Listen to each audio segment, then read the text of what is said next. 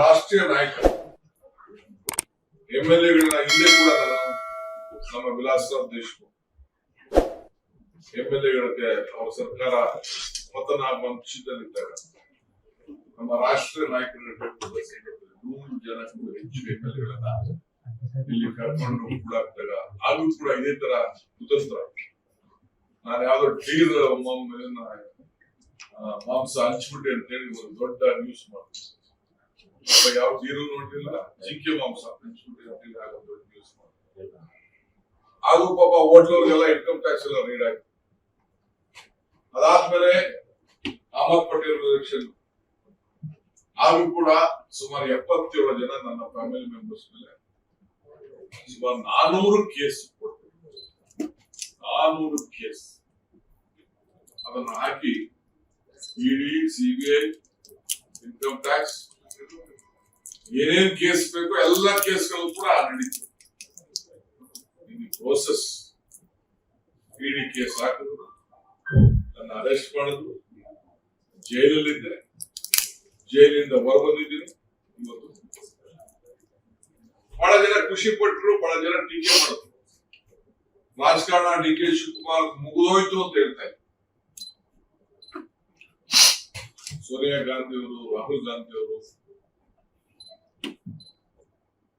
Mallikarjun Kharge sir ಎಲ್ಲ ಚರ್ಚೆ ಮಾಡಿ ನನಗೆ ಕಾಂಗ್ರೆಸ್ ಪಕ್ಷದ ಅಧ್ಯಕ್ಷರಾಗಿ, ಕರ್ನಾಟಕ ರಾಜ್ಯದ ಅಧ್ಯಕ್ಷನಾಗಿ ಆಯ್ಕೆ ಮಾಡಿ ಈ ಜವಾಬ್ದಾರಿಯನ್ನು ಕೊಟ್ಟು ಒಂದು ದಿನ ರಾತ್ರಿ ಅವತ್ತು ಮಲಗಿದ ಇವತ್ತು ನಿನ್ನೆ ರಾತ್ರಿ 3 ಗಂಟೆಗೆ ಮಲಗಿದ್ ನಾನು. 11 ಗಂಟೆ ಮೇಲೆ ಟ್ರಾಫಿಕ್ ಕಡಿಮೆ ಆಗ್ತದೆ ಅಂತ ಹೇಳಿ ಸಿಟಿ ರೌಂಡ್ಸ್ ಮಾಡಿ ಏನು ನೀವೆಲ್ಲ ಗುಂಡಿಗಳನ್ನ ಬಗ್ಗೆ ಟೀಕೆ ಮಾಡ್ತಾ ಇದ್ರಿ, ಮಾಧ್ಯಮದವ್ರು ಮಾಡ್ತಾ ಇದ್ರಿ, ವಿರೋಧ ಪಾರ್ಟಿಯವ್ರು ಮಾಡ್ತಾ ಇದ್ರು, ನನಗೆ ಬರ್ತಾ ಇದ್ರು. ಮುಚ್ಚುವಂತ ಕೆಲಸ ನಾನು ಮಾಡ್ಕೊಂಡು ಈ ರೀತಿ ಸಂಘಟನೆ ಮಾಡಿಕೊಂಡು ಜನರ ಸೇವೆ ಮಾಡಿಕೊಂಡು ಈಗ ತಿಹಾರ್ ಜೈಲ್ ಹೋದೆ. ತಿಹಾರ್ ಜೈಲಿಂದ ಬಿಡುಗಡೆ ಆದ. ತಿಹಾರ್ ಜೈಲಿಂದ ಬಿಡುಗಡೆ ಆದ್ಮೇಲೆ ಈ ಜವಾಬ್ದಾರಿಯನ್ನ ಕೊಟ್ಟಿದ್ದಾರೆ. ತಿಹಾರ್ ಜೈಲ್ ಕಳಿಸಿದ್ರಲ್ಲ, ಆ ಇಡಿ ಕೇಸು ಏನಾಯ್ತು ಅಂತ ಯಾರು ಮಾತಾಡಿದ್ದಾರೆ?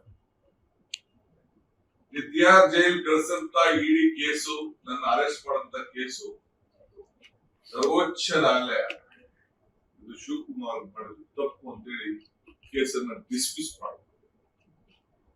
ಆ ಜೈಲ್ ಅನುಭವಿಸೋನ್ಗೆ ಆ ನೋವು ಗೊತ್ತು. ಒಂದು ಕುರ್ಚಿನೂ ಇಲ್ಲ ನನಗೆ ಜೈಲಲ್ಲಿ.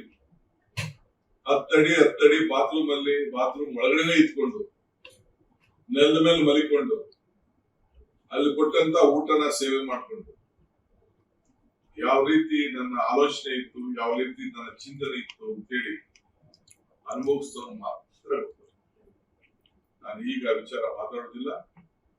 ಯಾವ್ದಾರ ಸಂದರ್ಭಕ್ಕೆ ದಾಖಲೆ ಹೋಗುವಂತ ಸಂದರ್ಭ ಬಂದಾಗ ಆಸಕ್ತಿಯಿಲ್ಲ. ಲೇಟೆಸ್ಟ್ ಹಾಗೂ ಇಂಟ್ರೆಸ್ಟಿಂಗ್ ಸುದ್ದಿಗಳಿಗಾಗಿ ಬಾಸ್ ಟಿವಿ ಕನ್ನಡ ಚಾನೆಲ್ನ ಸಬ್ಸ್ಕ್ರೈಬ್ ಮಾಡಿ. ಹಾಗೆಯೇ ಬೆಲ್ ಐಕಾನ್ ಪ್ರೆಸ್ ಮಾಡಿ. ಇದರ ಜೊತೆಗೆ ಫೇಸ್ಬುಕ್, ಇನ್ಸ್ಟಾಗ್ರಾಮ್, ಎಕ್ಸ್ ನಲ್ಲೂ ಮಿಸ್ ಮಾಡದೆ ಫಾಲೋ ಮಾಡಿ.